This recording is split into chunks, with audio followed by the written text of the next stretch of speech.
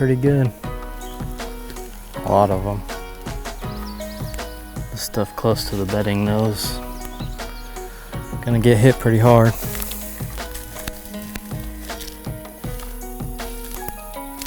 Check out that sorghum too.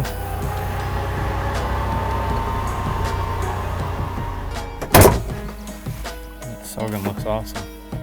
So one good thing about sorghum is you don't have to worry about that browse pressure this time of year. These wider rows like this too, we'll probably be able to come top dress this with some brassicas and increase the amount of food in this spot.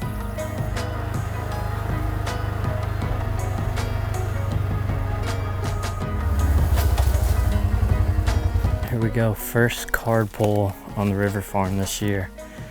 Always an exciting time. I have 6 cameras out and they're all just regular photo video mode. You know, cell systems are great, but there's also something pretty exciting about just going and pulling cards and not knowing what's been on it for the last few weeks. I know Mike has a cell system on his side, and I don't know that there's been any familiar faces show up yet, but I'm excited to pull these six cameras today and see if we got anything in velvet we can recognize.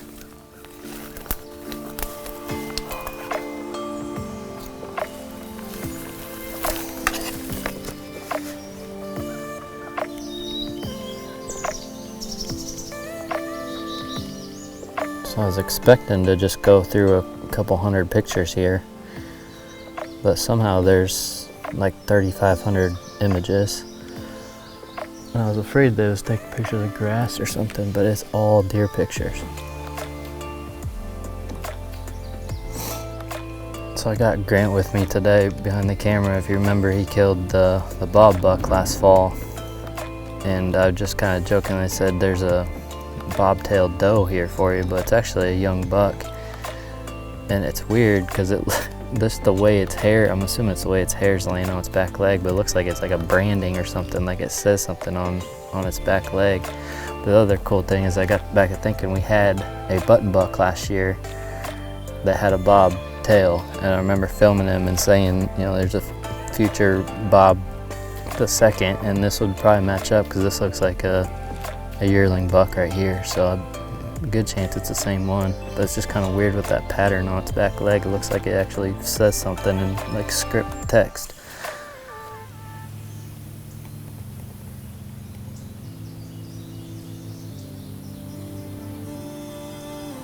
Buck's got a good frame on him. Not very far along, but he's getting there. I guess it's from June 18th.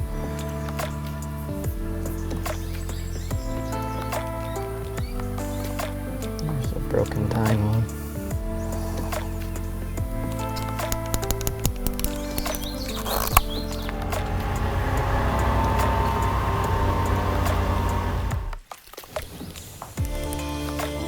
Look at that. Going at it. Not bad deer. Looks like he's got a little I don't know if it's inside point or a shorter tine there. Alright, let's go check the one on the clover plot.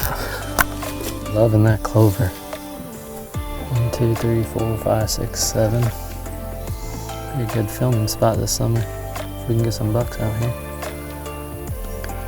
One thing I'm doing here while I'm at this clover plot camera is I'm adding a solar panel. And this is from Cuddyback. Earlier this week I had the chance to go up to Wisconsin and visit their facility, visit with the guys. And while I was up there, I picked up a pack of these solar panels, and you can set them up a couple different ways. One, you can run it to a dual power bank and then to your camera, or you can rig it like I do and have it just run straight to the camera.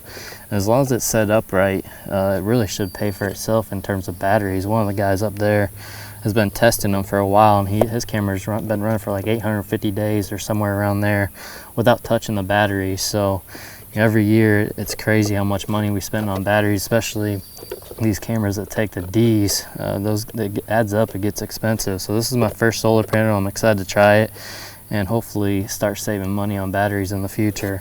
This is an ideal location. Gonna get plenty of sunlight, kind of south facing here on this clover plot.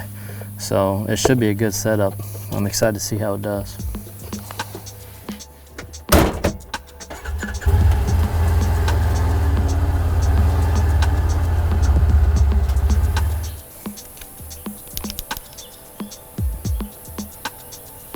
What buck is that?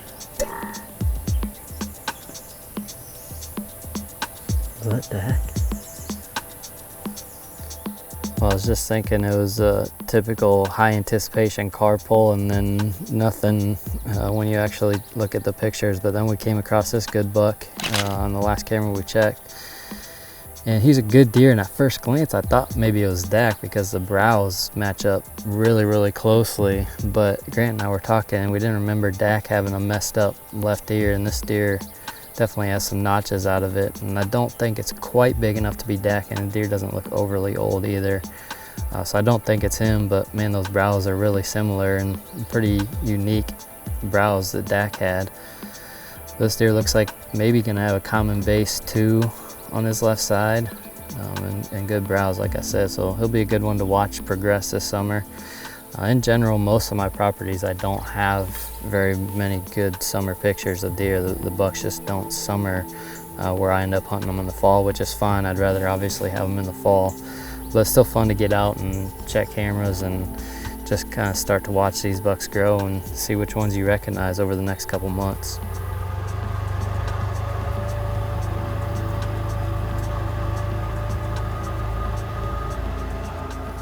All right, project number 2 today is hanging the first stand of the summer, and I'm back on this little micro plot that I created a couple months ago. And if you remember, I kind of designed it around this one oak tree. So I'm gonna get that all set up, hang sticks and a stand today.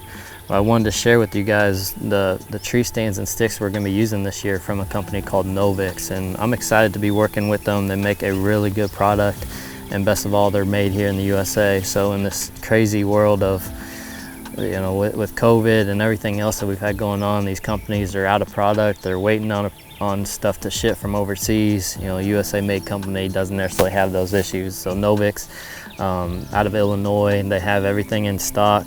And just, again, quality is probably their best feature. They just make really good, high quality stands and sticks.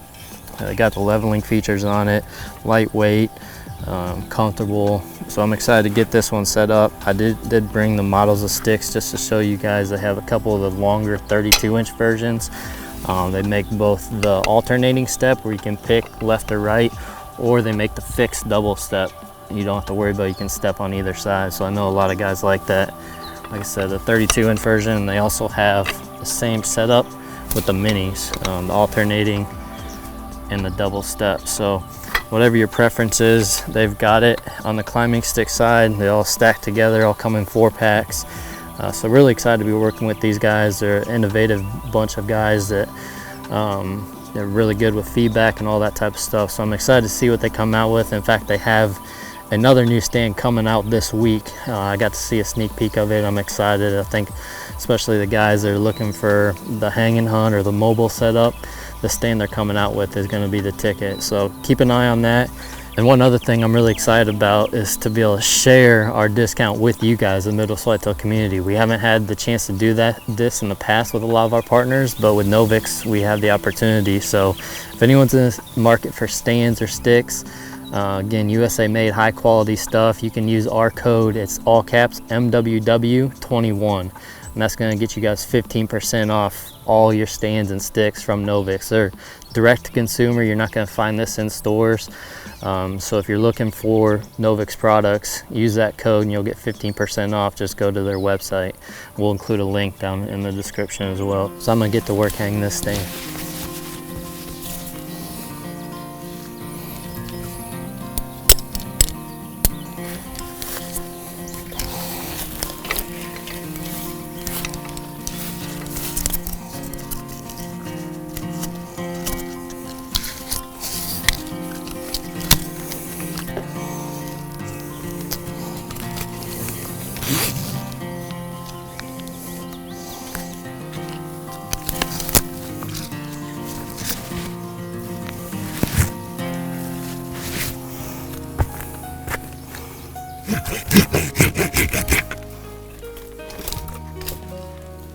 All right, that stand is done. I love getting up in a new set for the first time and just seeing a little bit different viewpoint and scenery. It's gonna be a cool spot. I don't like trimming a whole bunch this time of year. I'll probably come back a little bit closer to fall. When the vegetation is full, I think guys tend to trim out a little bit too much because it'll obviously open up a lot. And there's not really much back cover for this stand either, so I want to leave as much cover up there as possible. I'm excited to hunt that for the first time.